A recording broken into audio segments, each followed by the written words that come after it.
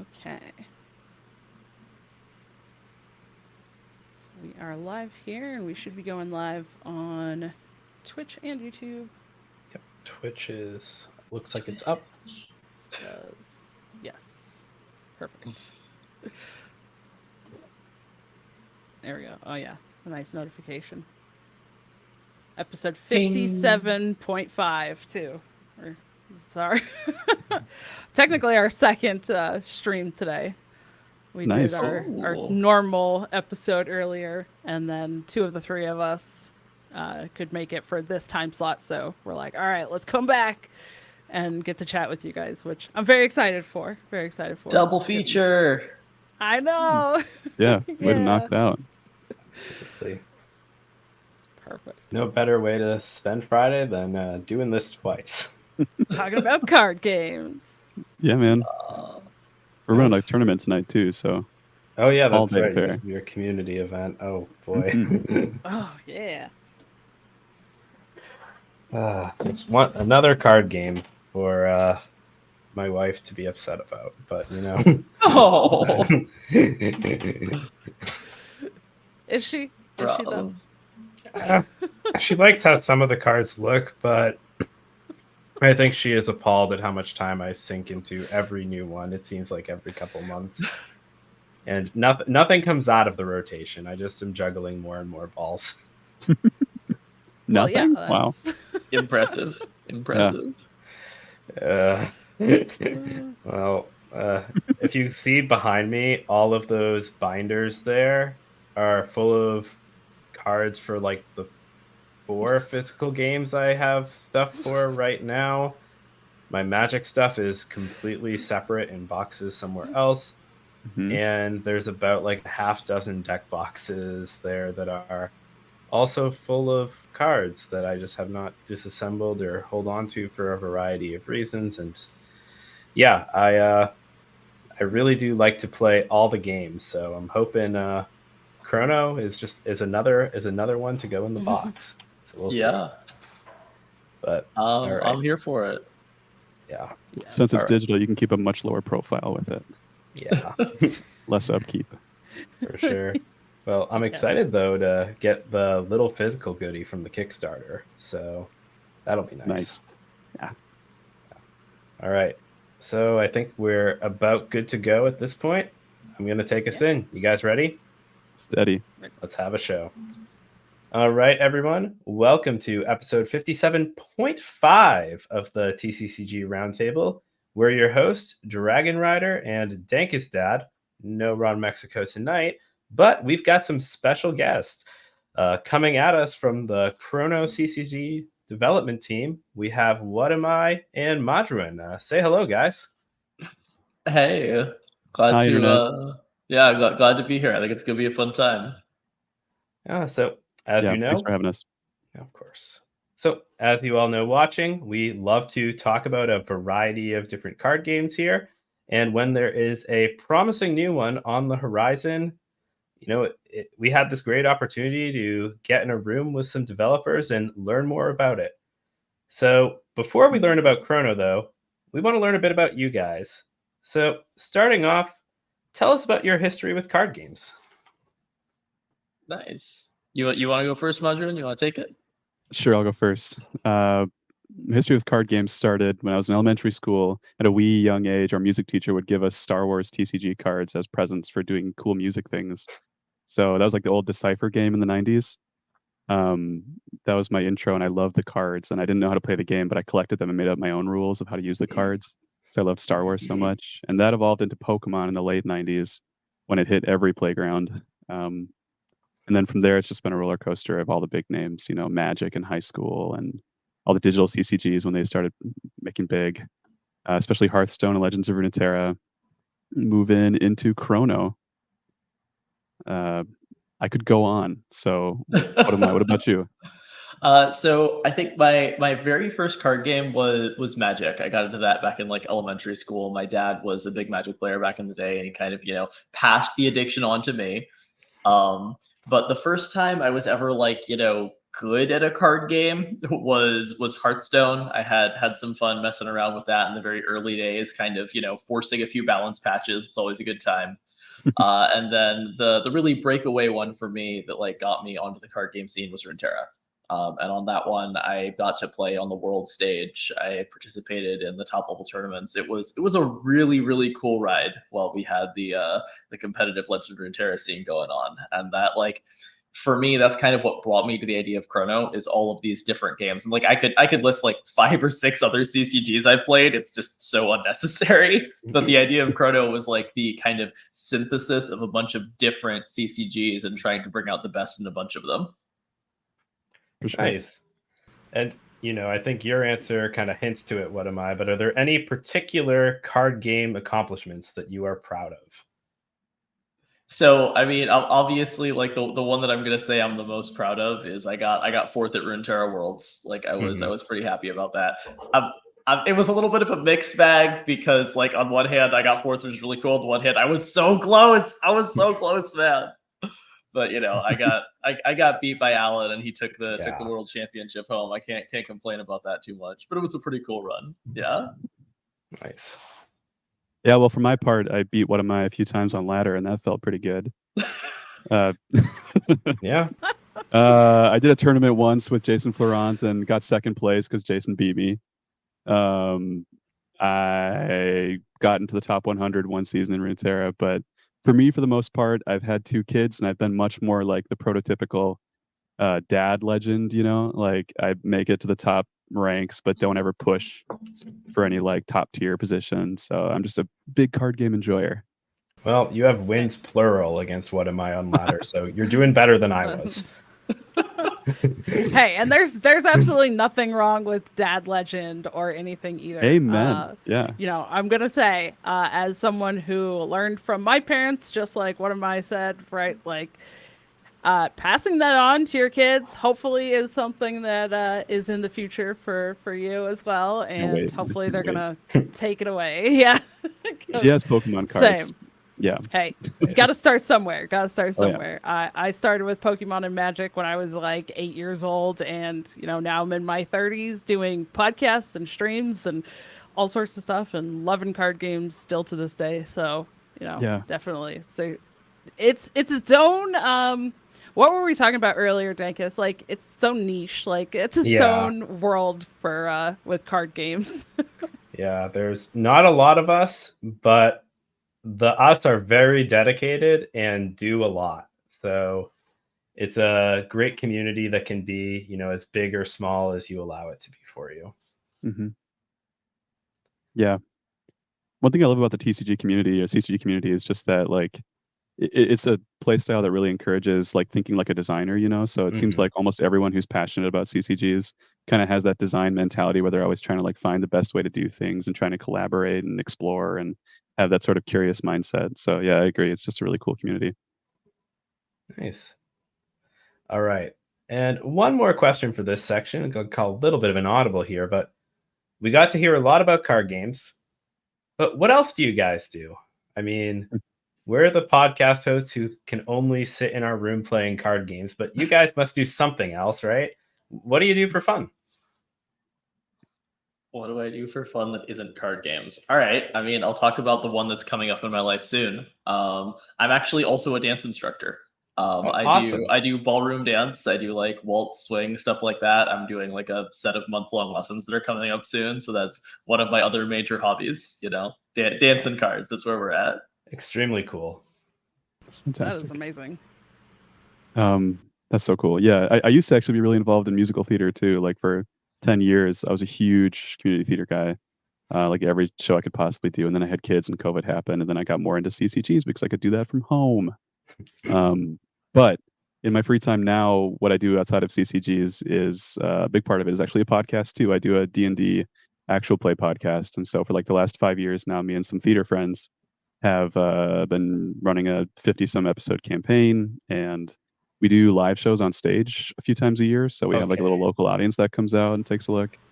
It's been a blast. We just started doing video this year, finally.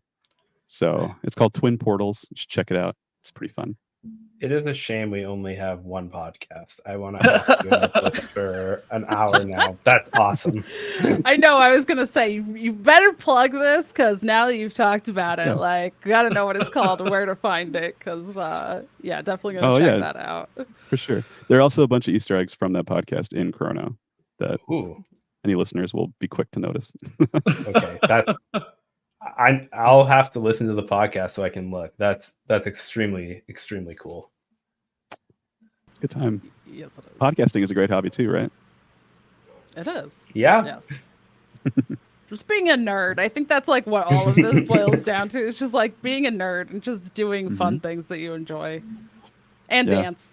Dance is great. Not Yeah. as nerdy, I would say. That's more non-nerdy. Ballroom dance but... is plenty nerdy. The Okay, the good, Venn good. diagram of people who show up to ballroom dance and are also geeks is Amazing. basically a circle. It's a circle. Yeah. Yes. Perfect. I love it. I have many friends who are, very much the middle of the ballroom dancer and card games like Venn diagram. It's surprising how much that combo has come up. But all right. So now let's talk about Chrono. First off, what makes the game unique? Every card game kind of has its thing, but how does Chrono stand out from the crowd? So Chrono's big unique mechanics are thinking about the timelines, really. Timelines and divers are kind of the two things that make Chrono super unique. We have this idea of there's this constant struggle and fight between the two players about what timeline you're going to be in. How are you going to influence the time stream that affects the entire board and everything on it? And there's also this idea of getting to kind of know what you're going to do in advance because you're always going to have access to certain cards in your deck. You're going to get to build your deck around these divers. So it's those are the two most unique Chrono mechanics. The idea of being able to fight back and forth about what the world is going to look like that you're having your battle on effectively. And then also the idea that you're always going to, on some level, get to do what you want to do. Because we all love card games, but everybody knows that terrible feeling of, I drew 2 land and did nothing today. That we really don't want to happen. Nice. And I'll admit, I haven't gotten the chance to play Chrono myself yet, but having access to particular cards is a really interesting space to go into. So do you mind just sharing a bit more about that diver mechanic? That really caught my attention. Sure. So the entirety of deck construction in Chrono is based around these divers. So we have 6 syndicates that if you're a Magic fan, you might think of as our colors, right? We have 6 different colors. And you effectively get to choose when you're starting your deck construction 2 divers, which are going to be your units, your big guys, your captains. These are the important people in your deck. And they're going to kind of go off to the side of your deck. And you're going to get to play those once during the game whenever you want to. You can think of them, again, Magic terms, you can think of them as you have 2 commanders, right? They're your buddies. But those also define what colors your deck is to be, what syndicates you get to use. So you get 1 from each syndicate, and then you get to use those 2 syndicates to build your deck. And the cool thing about the divers is if you're kind of thinking about this in the deck building sense, then on some level you can always rely on this being able to do the thing once. One of the big differences between this and people who have played Commander before, though, is in Commander, you play it, it gets shot, you can play it again, it's less expensive, it's more expensive, the game goes on. Divers are very different.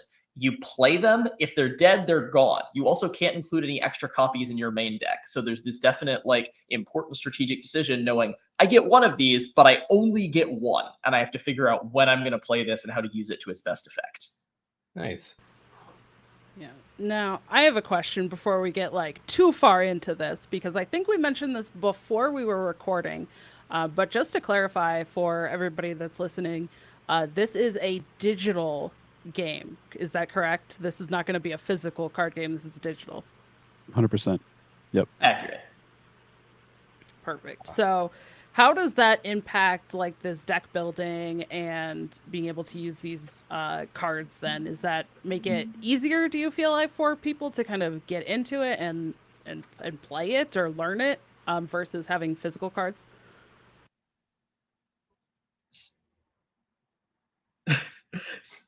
So I'll say that I think it's definitely easier to get into. It's a moment where we want to create a structure for our game where anyone can pick up the game and have some level of competitive deck. And that kind of goes with the kind of one of the basic philosophies of Chrono that I kind of try to say over and over again whenever we're trying to build these cards is all cards deserve love. And it's this idea when you open a Chrono pack, there's never going to be any pack filler. Regardless of whatever rarities are involved, there's not going to be a card that says this card is just bad. Like, again, we play Magic, we love it, we hate it, we love to hate it. But also, there's this moment where you look at a deck of Magic cards and you realize every single card in this deck is rare or mythic. Why? What am I doing with every other card in existence? What's going on here? Right? And the kind of design philosophy behind making it so that every single card is effective and able to do its interesting thing, whether it's a common or a mythic rare, whatever you want to call them, is something that's going to let people jump into Chrono from the word go and play at the top level they want to.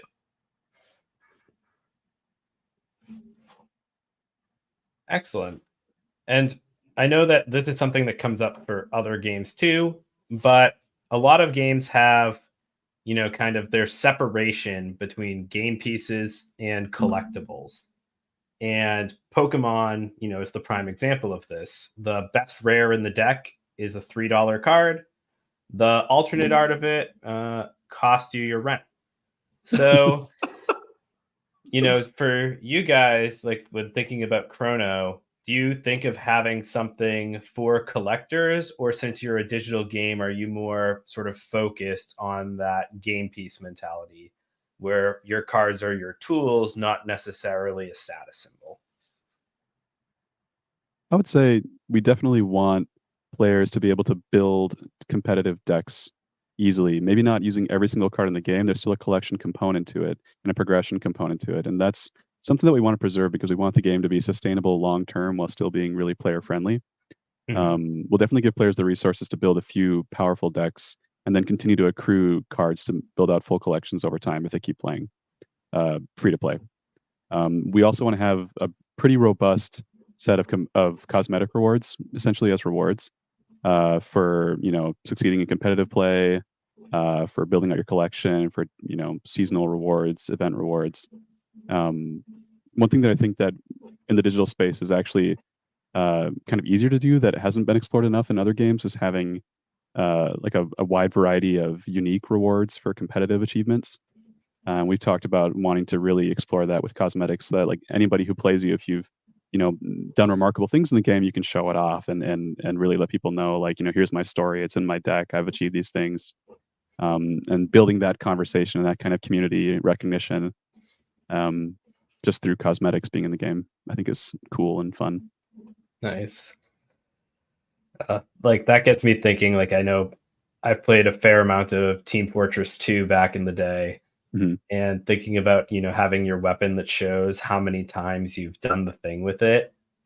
I can just imagine, seeing some people's collection. Like, what am I, if you had a Targon card in Runeterra that said how many times you've invoked, I think you'd probably break your opponent. Yeah, your counter goes wild. It's gone, man. How many elusive aggro cards you played?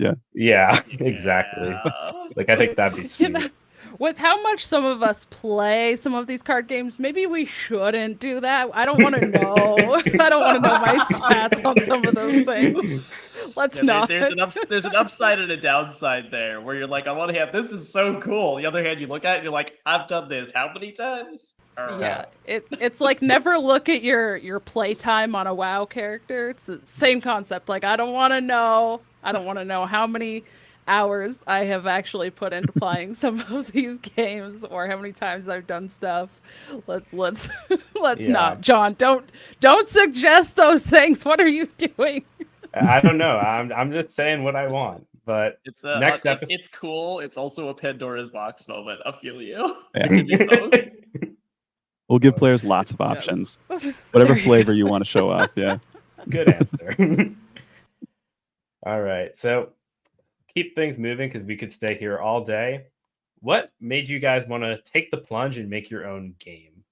What do you think the hardest part of that process is, and what's been the most rewarding part for you?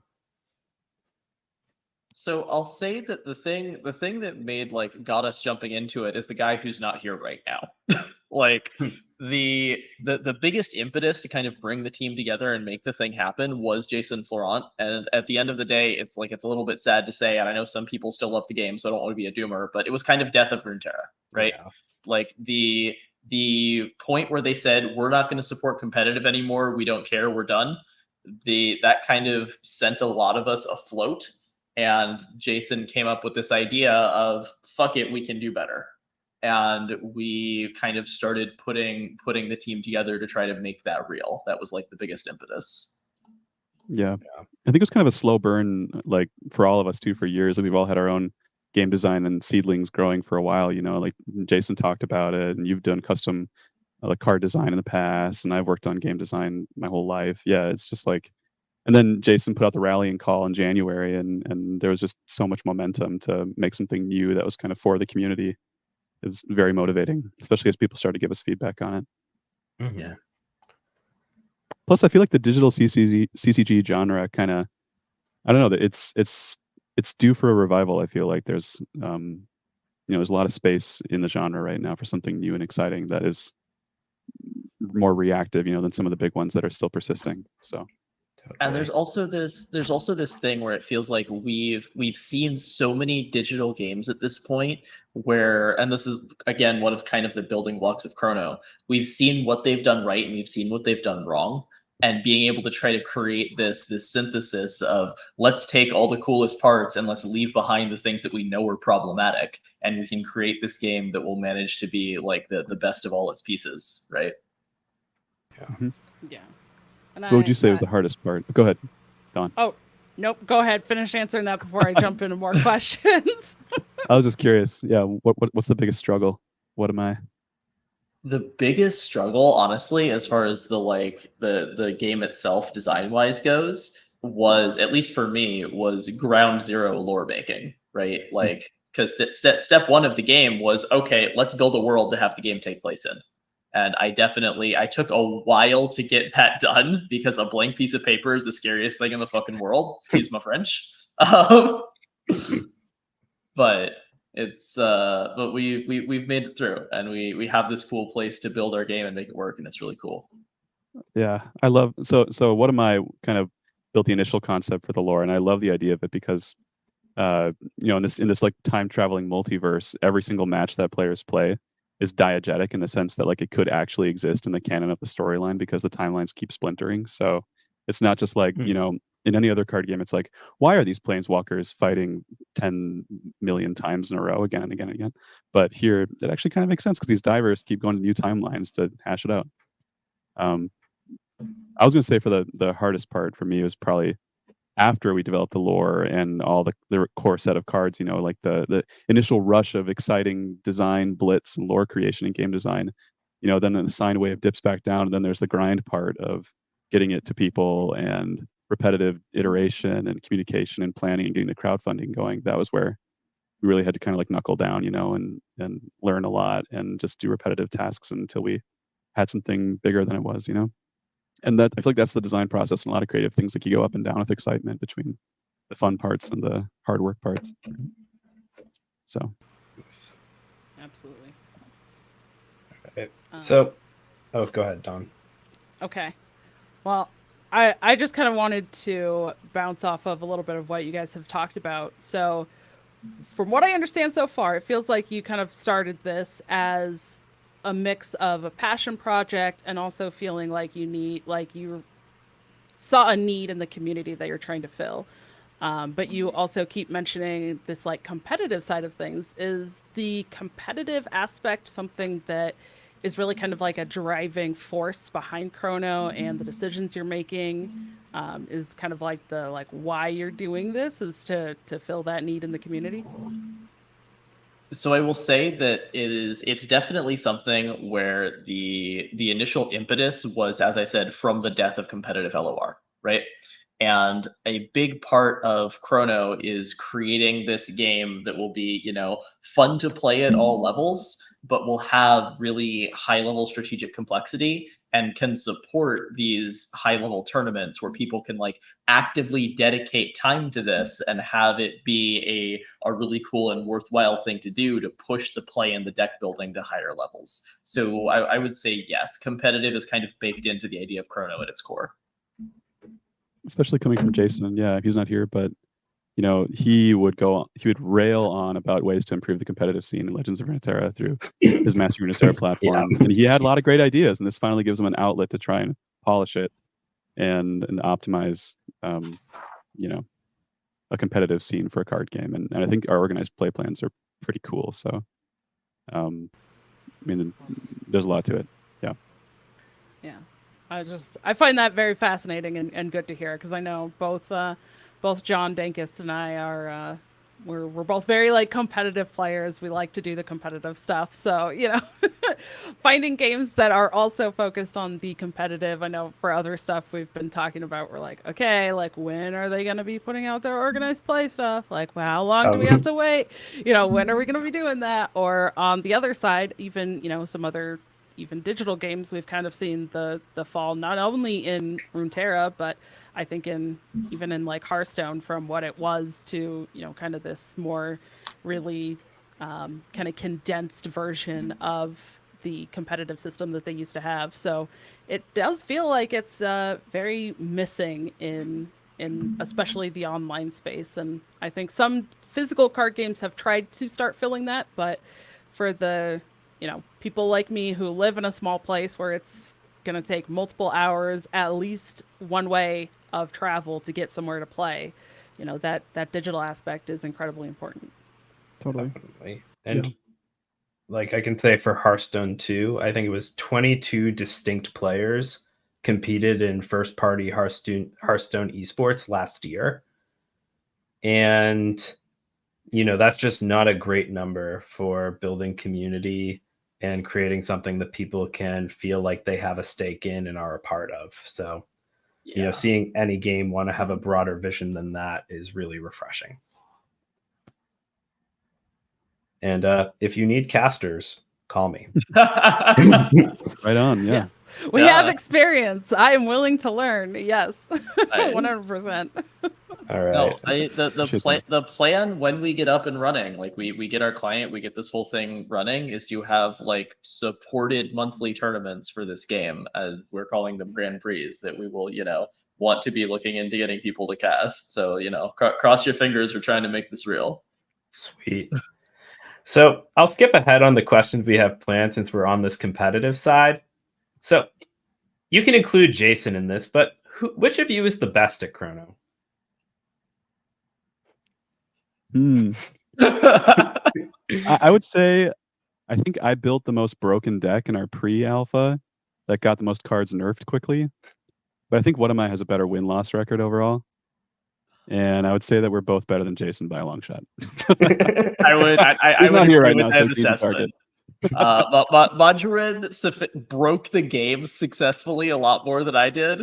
But in times where we have had a more balanced game after we've put it together, I tend to do a little bit better.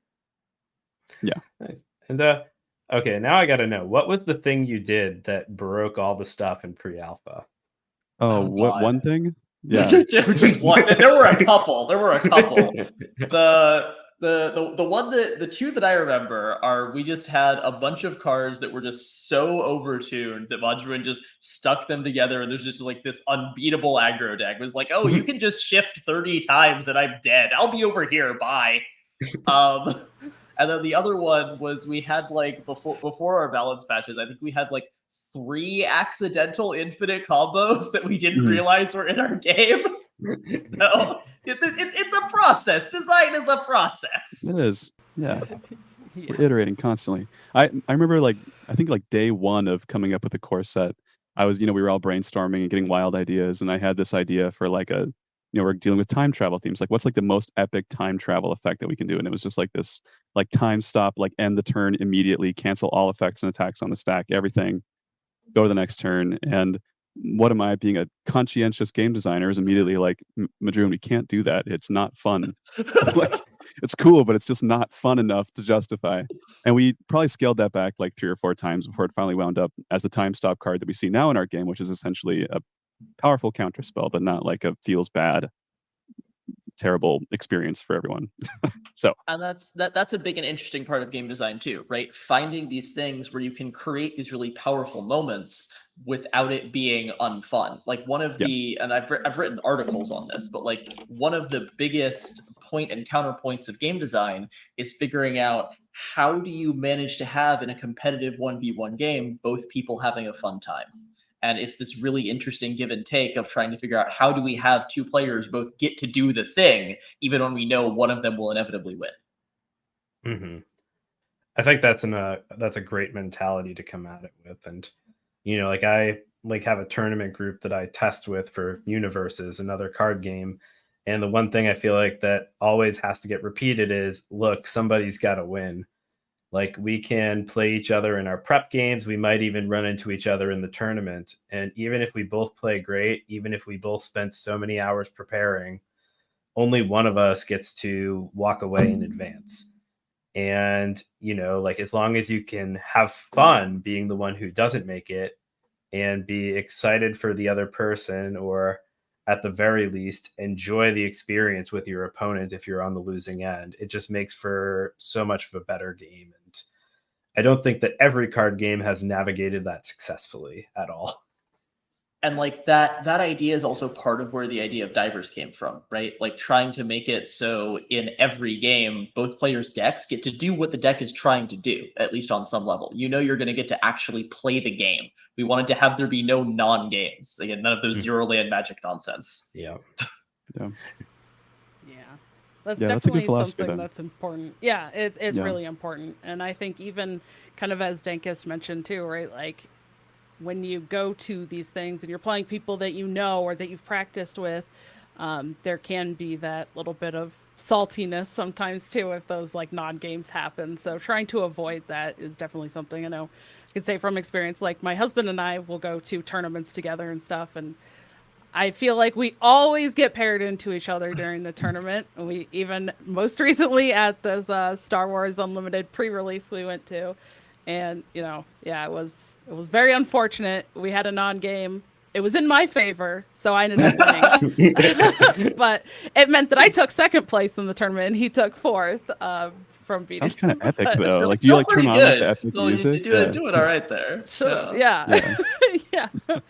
We should have played some epic music, but yeah, it always feels like we get paired against each other. So yeah, when those non-games happen, it feels a little bad. Like we didn't really get to, battle it out and really like test and see who kind of came out on top. It was just kind of like, well, I drew my stuff and you didn't. So like, sorry, And even in what some of the games that have tried really hard to make that kind of thing not happen, like think Runeterra, right?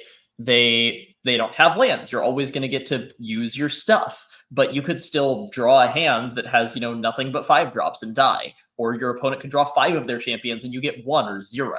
And again, just finding the ways to, there's always going to be some variance because it's a card game. We love that about card games, right?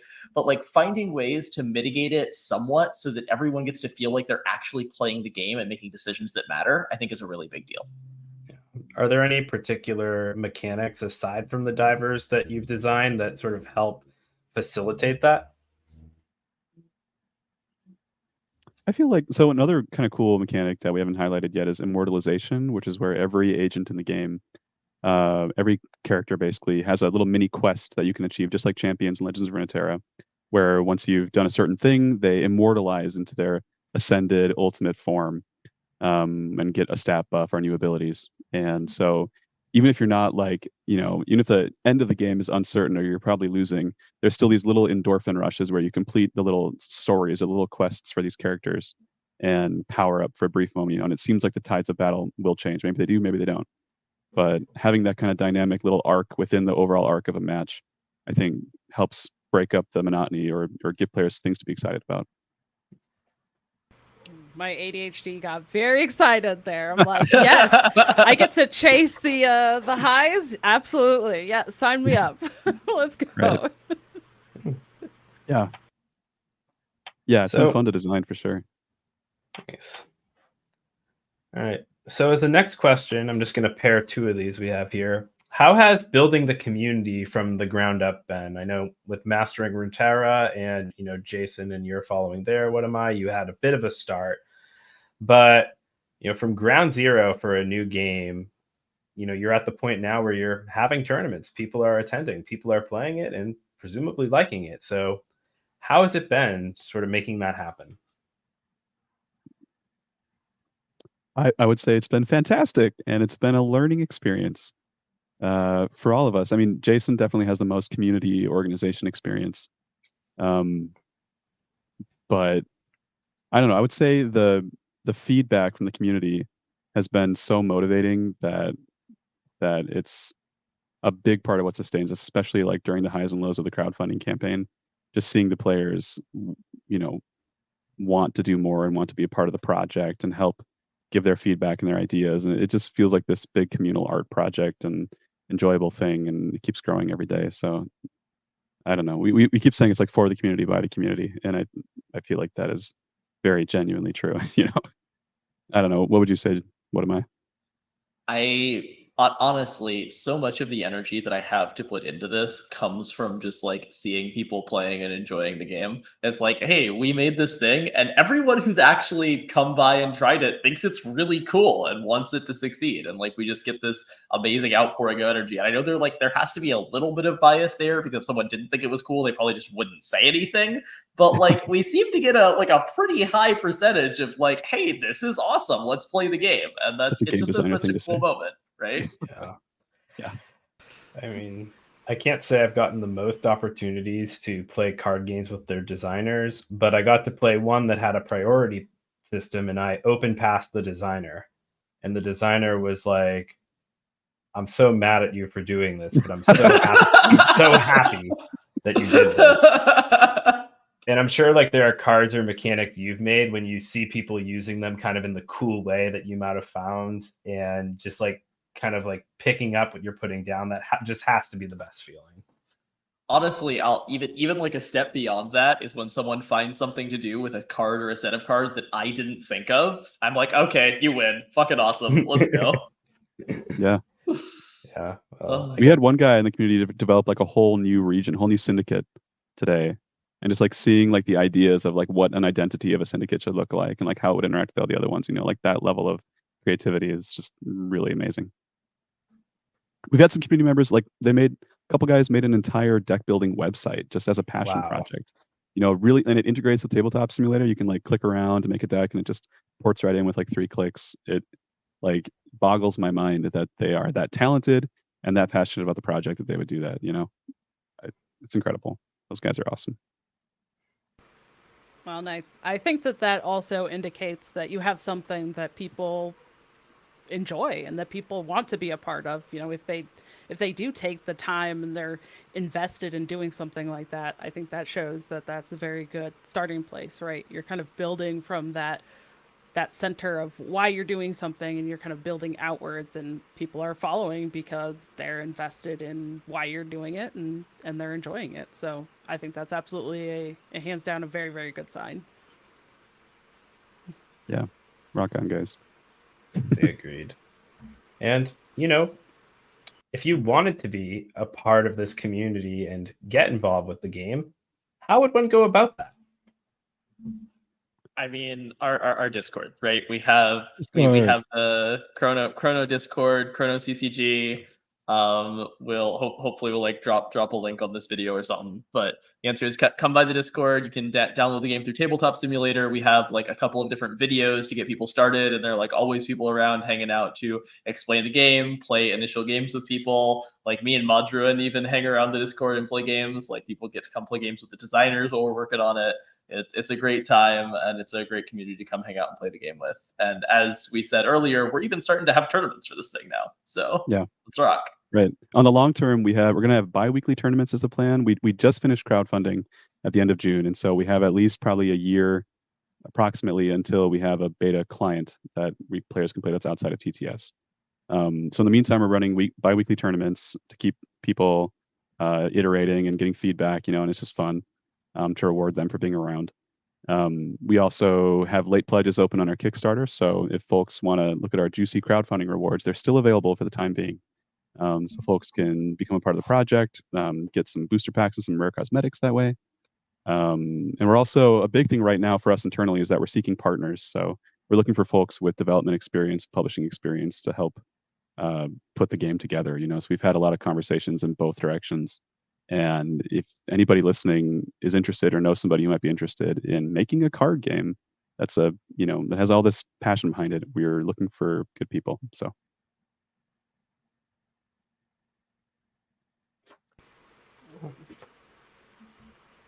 All right. That is amazing. I don't know. There was like so much there, and I'm so excited. I'm like, right after this, I'm like, okay, I'm gonna go join the Discord and get in on all this. Like, yeah. I'm ready. Yeah, come on, I don't know. on. I Nice. played. So the kind of like last question that I do have, we've talked about this being a digital game. You mentioned TTS, Tabletop Simulator earlier. Is this something that people can already play in an alpha version of the digital client, or is it mostly just like getting in the Discord and maybe playing through something like Tabletop Simulator while you're still in development? So the answer is kind of yes, asterisk. There is currently no client. We are working on creating the client, and that's like our next big step, is to make this thing an actual, like, you can download and play this game. How cool is that? However, the setup that we have through Tabletop Simulator, along with the community built deck builder, is really insanely good. Like, to the point where we are willing to run tournaments through this client, right? Like, it is in fact all through Tabletop Simulator right now, but the Tabletop Simulator setup that makes this game function is really, really impressive. So it is completely playable through its current state. Yeah. Perfect. Plus, there's that browser-based deck builder to make that side of it really smooth too. Mhm. So Awesome. I'm excited to start reading some cards and building some decks on vacation, because I know that once I'm back in a week, I'm ready to dive in. I'm super excited for Chrono, and yeah, I'll disclose I'm one of the people backing too. So if you're interested in this game, thanks, Dankest. give these people your money so that we all get what we want. That's right. Yes, money Or is just an come play important with us. factor. Yeah. As long as you have TTS, the mod is free. So there's that too. There you Just go. come play. And how long will people have to continue to back the Kickstarter? We haven't set an end date yet. Okay. So for the foreseeable future, we'll give a heads up before we close late pledges. Perfect. All right. Awesome. And then any shout outs that you guys want to give, any socials where we can find you outside of Chrono's official ones, or anything else you want to share? Now's your chance. I mean, we're live on Twitter and YouTube and Reddit, but Discord's definitely the best place to find us. And as far as shout outs, mainly just our amazing community. I mean, the folks who've been working on the game and giving feedback, they know who they are, and we'll see a lot of them tonight at the tournament. So good luck, guys. There's definitely one other shout out I need to make, which is also a little bit of a dig. Jason, come on, man, get in here. Where's my boy? Let's do better. He said he was climbing a mountain today, so he's getting through it. He's having a soulful I think experience. he is of his own. literally up a mountain, which is like as good an excuse as it gets, I guess. Yeah. Well, he's welcome anytime. Yeah. Well, at least anytime on Friday during our scheduled recording time. He's welcome. Nice. Well, maybe next time we'll have more of a client to show off, and we can have Jason come on too. And Yeah, talk through it. absolutely. Sounds Well, great. Hey, thanks so much for having us. Yeah, and thank you guys for coming on. This has been awesome. And to our audience, thank you for joining us this week, hopefully twice. And if you or someone you know would be interested in joining us, please reach out. You can email us at tccgroundtable.com or at protonmail.com. Follow us on Twitter. Use our pinned tweet for a link to our Discord, or use the link in the description or show notes. You can check out the video version at youtube.com/c/dragonrider TCCG. You can find us everywhere you can find audio podcasts. And if you want to support us directly, get us some merch or playmats, you can use the Ink Gaming affiliate. And last but not least, you can check out Amber Flight Gaming, organization that Don runs and we're both a part of. at twitter.com/aflightgaming. And yeah, you know where to find us individually. John and I, we've done this enough times. Yes. I trust you. But thank you all, and we'll see you at the roundtable.